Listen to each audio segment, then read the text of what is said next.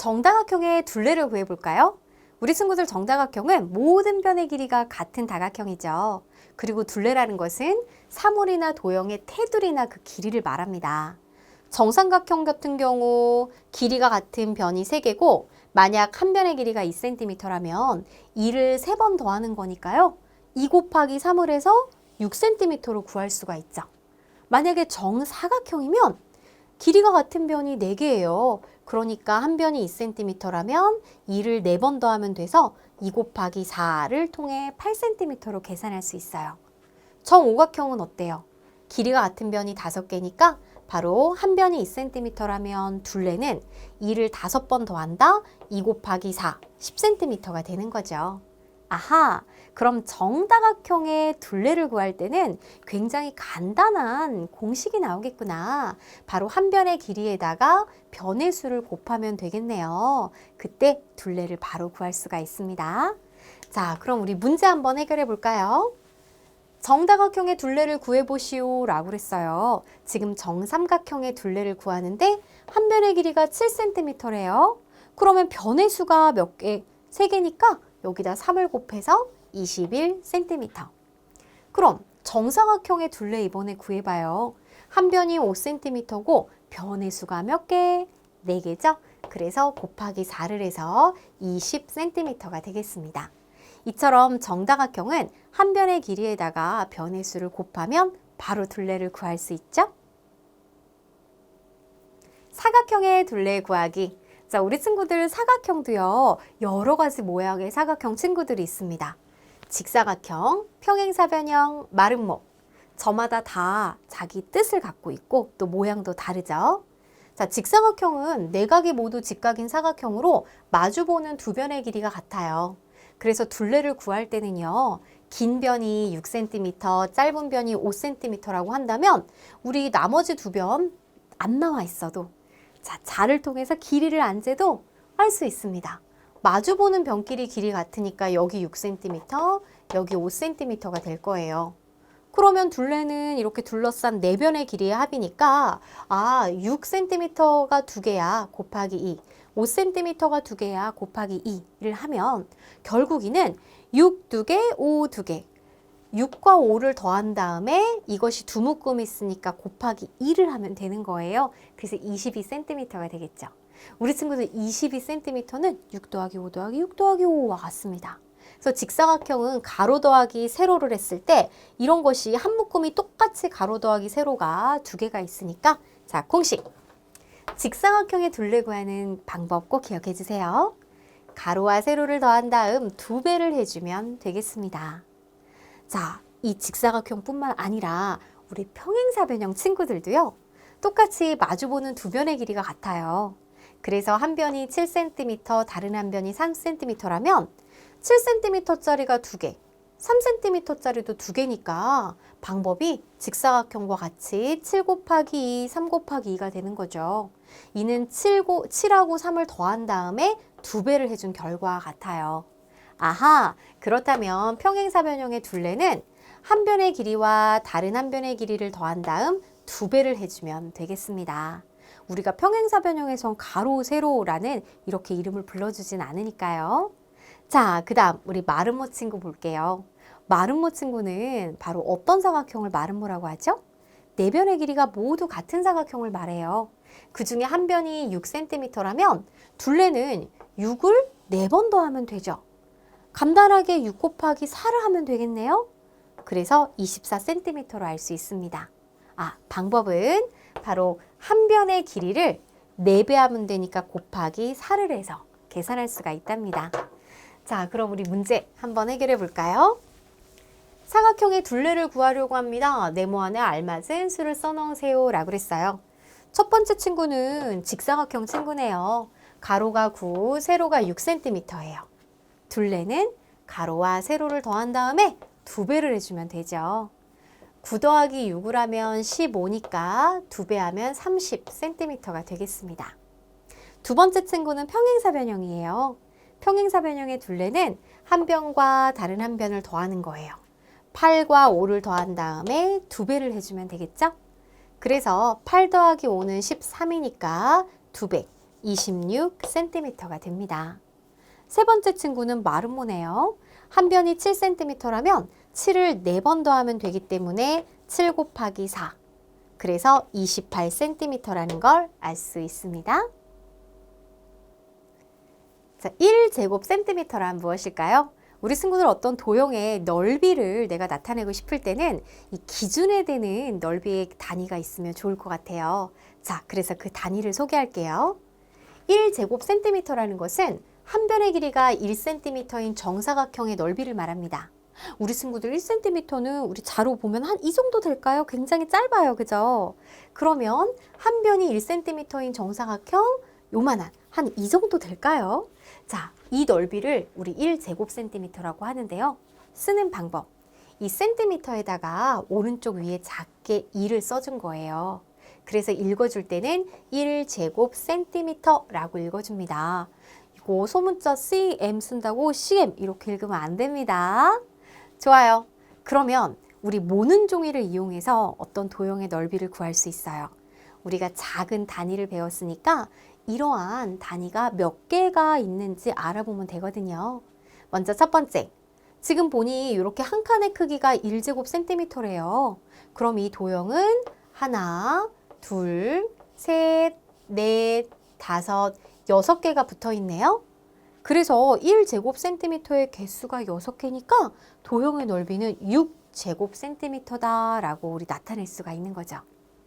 자, 이번 도형은 하나, 둘, 셋, 넷, 5개가 있어요. 그러니 도형의 넓이는 5제곱cm다라고 나타낼 수 있습니다. 이렇게 1제곱cm가 만약에 동그라미 개가 있다면 넓이는 동그라미 제곱cm로 우리 단위의 넓이를 통해 알아볼 수 있는 것이죠. 좋아요. 그럼 우리 문제를 통해서 다시 개념을 되짚어 볼게요. 자, 도형의 넓이를 구하려고 합니다. 네모안에 알맞은 수를 써놓으세요 라고 했습니다. 자, 우리 가와 나가 있는데 한 칸이 1제곱cm니까 자, 이러한 넓이가 몇 개가 있는지 알아보면 되잖아요. 그래서 도형 가는 세볼게요. 하나, 둘, 셋, 넷, 다섯. 5개네. 그럼 넓이는 5제곱cm가 되겠죠. 도형 나는 하나, 둘, 셋, 넷, 다섯, 여섯, 7. 이러한 넓이가 7개이기 때문에 넓이는 7제곱cm가 된답니다. 자, 이처럼 1제곱cm가 2개이면 2제곱cm, 3개이면 3제곱cm, 4개이면 4제곱cm이니까 몇 개인지만 확인하면 넓이를 쉽게 우리 찾을 수 있겠죠? 직사각형의 넓이를 구해볼게요. 우리 친구들 직사각형의 넓이도 바로 단위의 넓이 1제곱cm가 몇 개가 들어갔는지 확인해보면 쉽게 구할 수 있겠죠. 자, 지금 여기에 가로가 3cm, 세로가 4cm인 직사각형이 있습니다.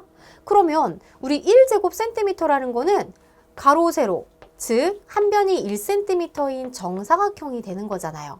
그러면 이 직사각형을 다음과 같은 정사각형으로 모두 덮는다고 했을 때 몇 개로 덮을 수 있을까? 3cm니까 3개, 그리고 여기 4cm니까 이렇게 4줄로 덮을 수 있을 거예요.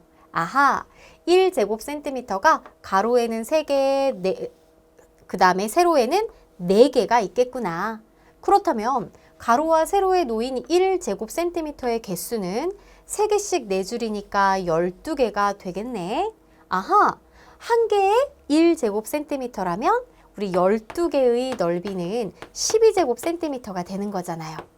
그럼 우리 친구들이 이렇게 1제곱cm의 개수를 일일이 세지 않고 곧바로 12제곱cm라고 넓이를 구하는 방법은 무엇일까? 여기에 이렇게 3개가 들어가 있는 거는 바로 3cm이기 때문이죠. 그리고 여기에는 4줄이 들어갈 수 있는 거는 4cm이기 때문이잖아요.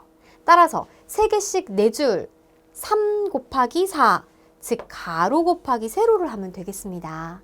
그래서 가로 곱하기 세로를 해서 넓이를 구할 수가 있어요.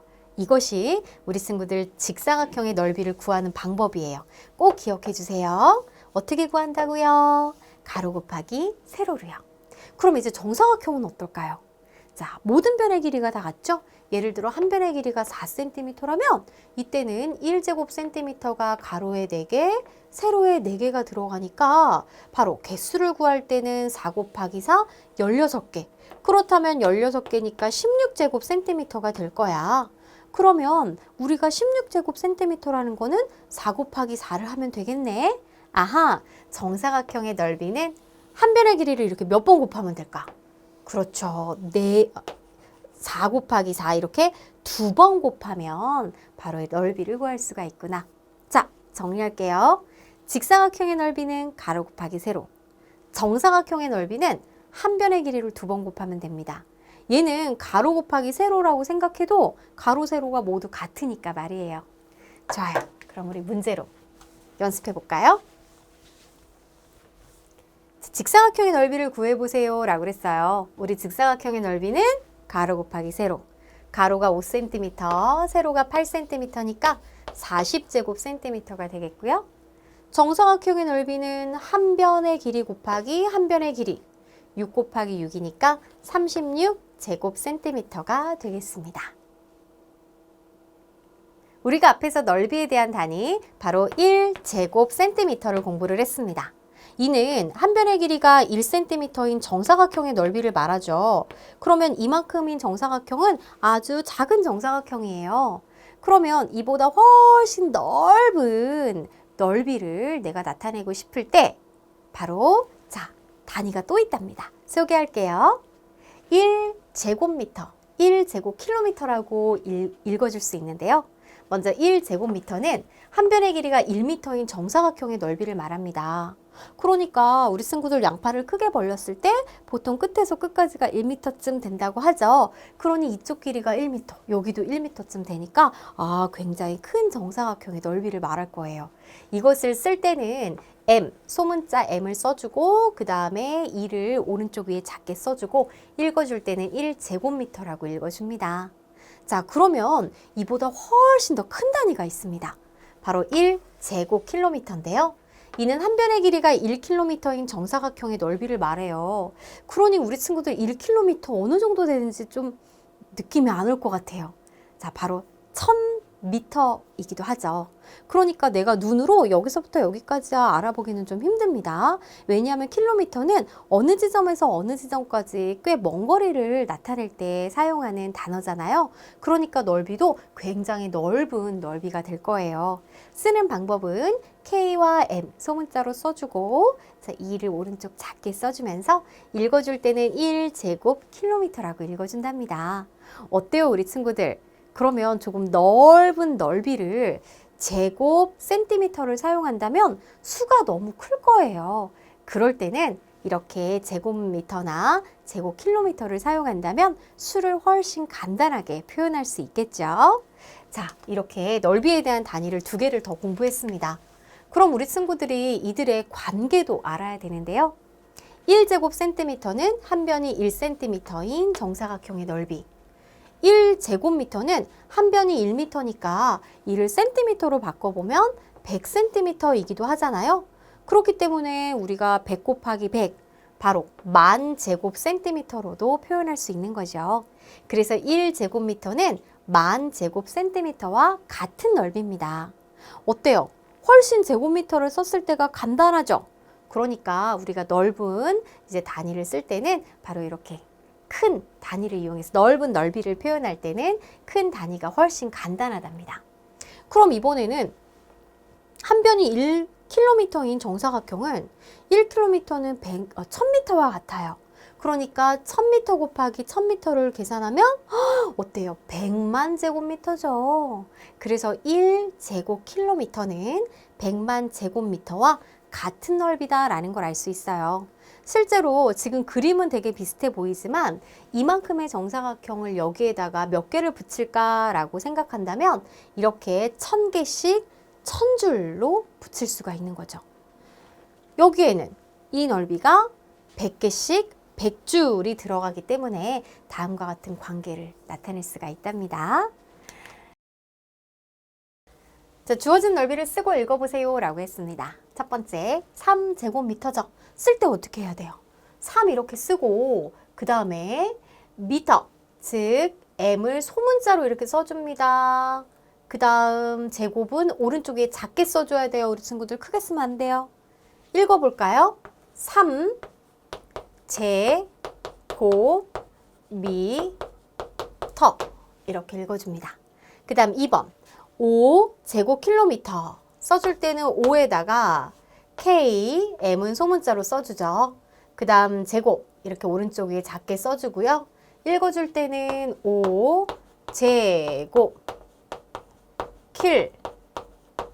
킬로 미터 라고 읽어주면 되겠네요.